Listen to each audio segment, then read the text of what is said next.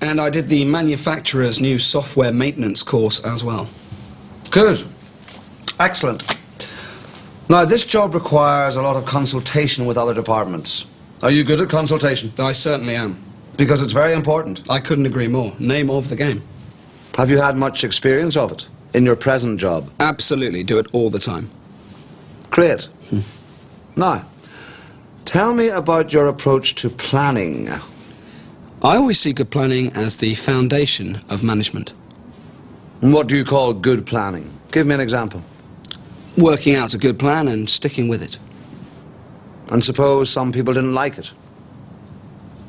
Well, they just... I mean, you'd agree that you've got to have a certain amount of flexibility, wouldn't you? Oh, of course. So you'd adjust your plan if it was causing real inconvenience to someone? Oh, yes, you have to. Good. Good. And do you talk to people before drawing up a plan? Do you check it out with the people affected? Do you give everyone sufficient notice? Do you build in revision time? Are you good at keeping to time scales? Yes. And suppose someone lets you down. Do you bawl them out in front of the others or get them in to talk about it? Oh, get them in for a talk. Excellent. Well, that takes care of that then. Now, cost controlling. Are you good at that? I am actually, yes. And do you give early warnings to management if you see you're running into a budget problem? Well, I'm sure you do. Could you give me an example of a budget crisis you've had to deal with? I don't think I've had any. No, come on, Peter.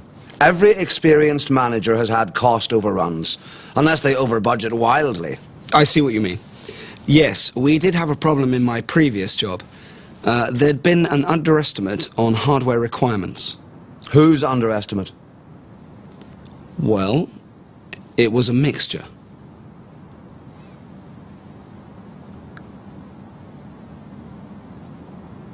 Anyway, these things happen. What did you do? Well, we produced a revised budget and presented it to management, and they accepted it. So that was all right? Yes, no problem. Good. Now, how about accepting responsibility? It goes with the territory, doesn't it? I mean when things go wrong. Especially when things go wrong. Can you give me an example? Because there's nothing worse than managers who blame everyone else. What do you mean by an example? Well, some incident. What sort of incident? Any sort of incident where things went wrong.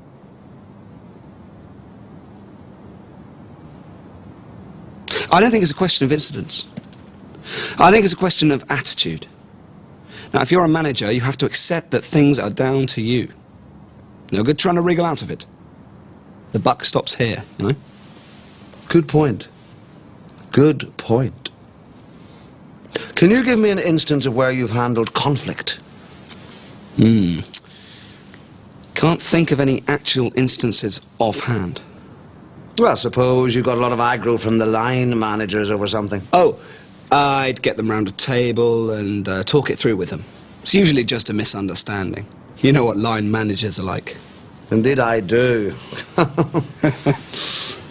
Well, I think that's about it. Do you have any questions you'd like to ask?